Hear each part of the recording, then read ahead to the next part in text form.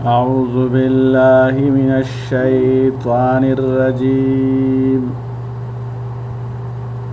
بسم الله الرحمن الرحيم. لكل نبأ مستقر وسوف تعلمون. لكل نبأ ہر خبر کے واقع ہونے کا مستقر ایک وقت مقرر ہے. وسوف تعلمون اور تم عن قریب جان لوگے. اس آیت میں بتایا گیا ہے کہ ہر فیصلے کے ظہور کا ایک وقت مقرر ہے اور کفار کے لیے تنبیہ ہے کہ نافرمان عذاب کا شکار ہو کر رہیں گے. اللہ تعالیٰ نے فرمایا ہر خبر کا ایک وقت مقرر ہے. اس کا معنی یہ ہے کہ اللہ نے جو بھی خبر دی ہے اس کا ایک وقت متعین ہے اور اس وقت میں یقیناً اس کا خبر کا ظہور ہوگا اور اس میں کوئی تقدیم و تاخیر نہیں ہوگی. اس سے یہ بھی مراد ہو سکتا ہے کہ اللہ نے کفار کے لیے عذاب آخرت کی جو خبر دی ہے وہ عذاب یقیناً نازل ہوگا. اور اس سے یہ بھی مراد ہو سکتا ہے کہ اللہ نے جو یہ خبر دی ہے کہ کفار کے ساتھ جنگ میں مسلمان کافروں پر غالب ہوں گے تو بغیر شک و شبہ کے اس خبر کا ظہور ہوگا. یہ اللہ کی طرف سے کفار کے لیے وعید ہے.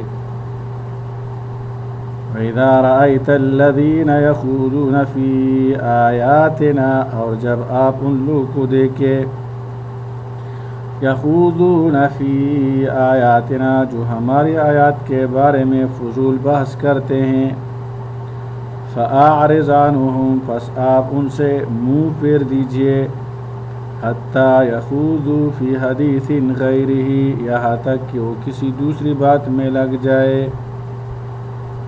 وَإِمَّا يُنْسِيَنَّكَ الشَّيْطَانُ اور اے مخاطب اگر شیطان تجھے یہ بات بلا دے فَلَا تَقْعُدْ بَعْدَ الذِّكْرَى مَعَ الْقَوْمِ الظَّالِمِينَ تو یاد آنے کے بعد ظالم لوگوں کے ساتھ مت بیٹھ. اس آیت میں ان مجلسوں میں بیٹھنے کی ممانعت کی جا رہی ہے جن میں اسلام کا مذاق بنایا جا رہا ہو. بعض مرتبہ ایسا ہوتا تھا کہ مسلمان اور مشرکین ایک جگہ بیٹھتے تھے. مشرکین کو قرآن حکیم کا احترام نہ تھا. بیٹھے بیٹھے اہل ایمان کے ساتھ میں قرآن حکیم کا مذاق بنانے لگتے تھے اور امور دین پر طعن کرنے لگتے تھے. اللہ نے مسلمانوں کو حکم دیا کہ جب تم ان ظالموں کی اس حرکت کو دیکھو تو ان سے اعراض کرو اور کنارہ کشی اختیار کرو. ہاں جب وہ اپنی اس بری حرکت کو چھوڑ لے اور دوسری باتوں میں مشغول ہو جائے تو پھر ان کے ساتھ بیٹھ سکتے ہیں. اگر اس استہزاء اور تمسخر کے وقت تم بورے سے ان کے پاس بیٹھے ہو تو یاد آنے پر فوراً اٹھ جاؤ اور ظالموں کے ساتھ نہ بیٹھو.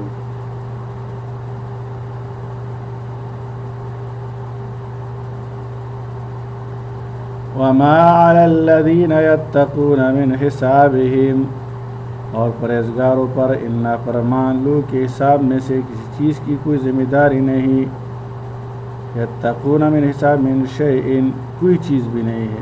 ولیکن ذکرہ لیکن نصیحت کر دینا ان کے ذمہ ہے.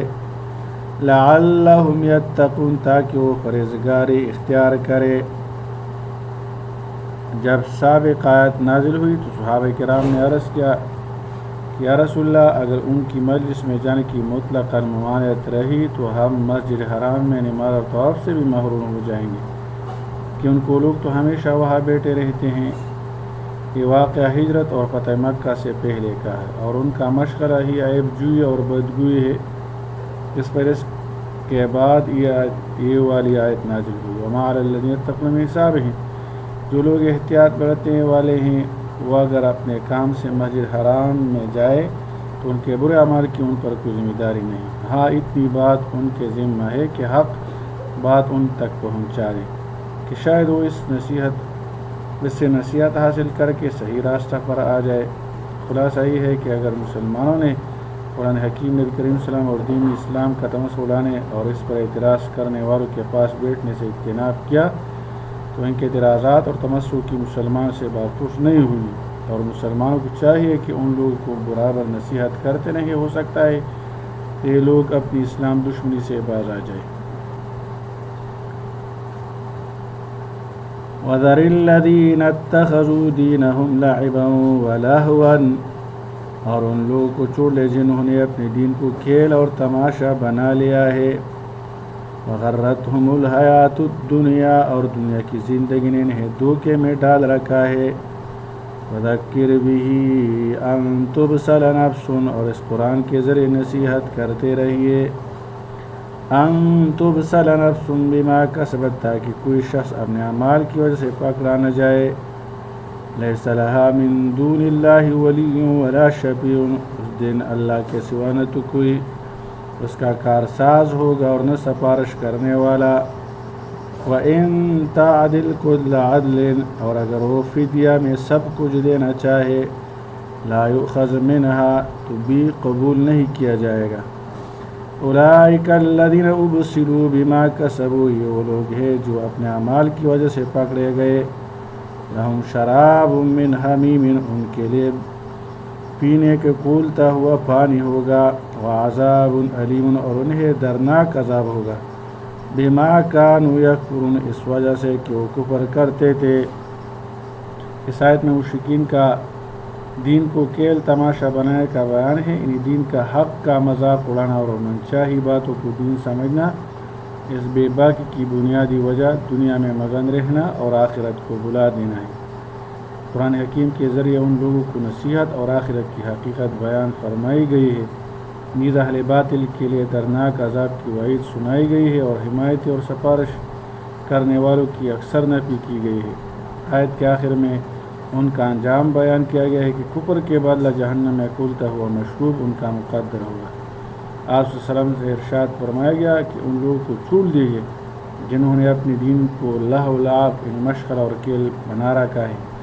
اس کے دو معنی ہو سکتے ہیں، ایک یہ کہ جو دین حق میں اسلام ان کے لیے بھیجا گیا ہے ان کو لہو و لعب بنا رکھا ہے، اس کا استہزاء کرتے ہیں۔ دوسرا یہ کہ انہوں نے اصلی دین کو چھوڑ کر اپنا دین و مذہب بھی لہو و لعب کو بنا لیا ہے۔ دونوں معنی کا حاصل تقریباً ایک ہی ہے۔ اس کے بعد ارشاد فرمایا ان کو دنیا کی چند روزہ زندگی نے دھوکہ میں ڈالا ہوا ہے۔ یہ ان کے مرض کا اصلی سبب بیان فرما دیا کہ ان کی ساری سرکش و نافرمانی کی وجہ دنیا کی چند روز زندگی کو ہی سب کچھ سمجھتے ہوئے آخرت کو بھلا بیٹھنا ہے۔ اگر آخرت اور قیامت کا اعتقاد ہوتا تو ہرگز وہ روش اختیار نہ کرتے۔ اس آیت میں نبی کریم صلی اللہ علیہ وسلم اور عام مسلمانوں کو دو حکم دیے گئے ہیں۔ اول ایک کہ ایسے لوگوں سے کنارہ کشی اختیار کرے جس کا بیان مذکورہ جملے میں آ چکا ہے۔ دوسرے ایک کہ صرف ان لوگوں سے کنارہ کشی اور اعراض بھی کافی نہیں، بلکہ یہ بھی ضروری ہے کہ قرآن حکیم کے ذریعے ان کو نصیحت بھی کرتے رہیں اور اللہ کے عذاب سے ڈراتے بھی رہے۔ آخرات میں اس عذاب کی تفصیل اس طرح بیان فرمائی کہ اگر ان کی یہی حالت رہی تو وہ اپنے کردار بد کے جال میں خود پھنس جائیں گے۔ آیت میں جگہ ہم تبصرہ کا لفظ استعمال فرمائیں جس کے معنی قید ہو جانے اور پھنس جانے کے ہیں۔ اللہ تعالیٰ عمل کرنے کی توفیق عطا فرمائے۔ صلی اللہ تعالیٰ علی خیر خلقہ محمد و آلہ و اصحابہ اجمعین برحمتک یا ارحم الراحمین۔